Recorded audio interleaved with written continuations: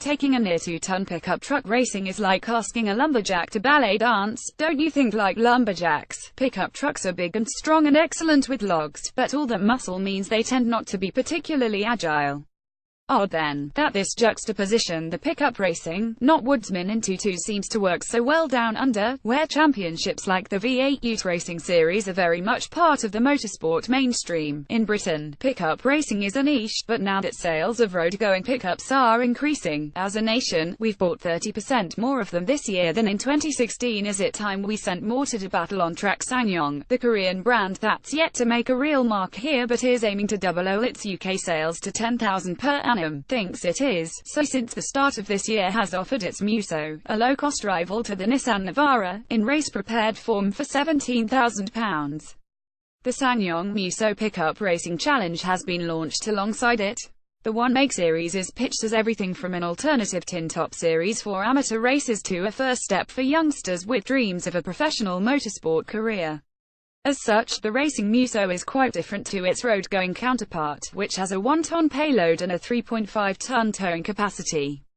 The track version has bespoke racing suspension and has been on a strict diet, losing practically all interior trim from the dashboard back to shave close to 400 kilograms from the curb weight.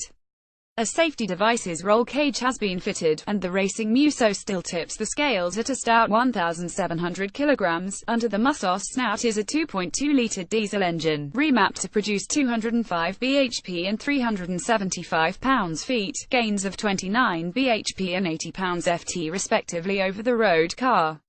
While the numbers aren't exactly outstanding by racing car standards, the extra power makes the engine feel like kabung's been extracted from its exhaust pipe and ensures punchy performance at Cadwell Park, the challenging venue for autocars' debut in the series. We're driving Musso number 02, which, regulations dictate, is technically identical to its rivals, so it is fitted with the same Avon semi-slick tyres and Proflex dampers, uses the same brew of racing diesel and also has an AQ that's sealed by race officials to prevent tampering. Glyn British GT title winner in 2011, played a key role in developing the musso standard setup, so as the 12-truck field rolls towards the start line for the first of 2 races at the Lincolnshire circuit, the results that follow are down to the driver and nobody else. When the lights on the starting gantry go green, the gruff note of a dozen heavily loaded oil burners fills the air.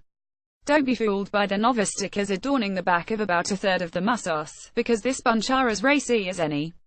In the middle of the pack, I have to adopt an elbows-out driving style to make it through lap 1. Bumpers are banged, wheel arches are scuffed and expletives are shouted.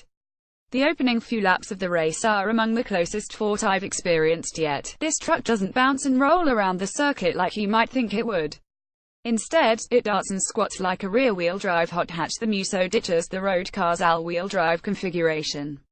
Only when you overcook it does the pendulum effect of all that weight take its toll, so much so that earlier in the weekend an unfortunate competitor lost the back end, went off circuit and into a portable toilet.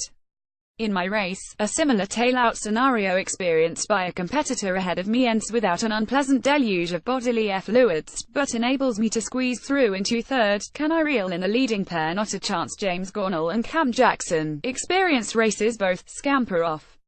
The remainder of the race is lonely for car 02.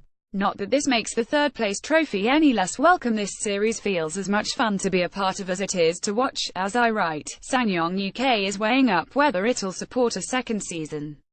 The recent departure of CEO Paul Williams has cast doubt over the championship's future.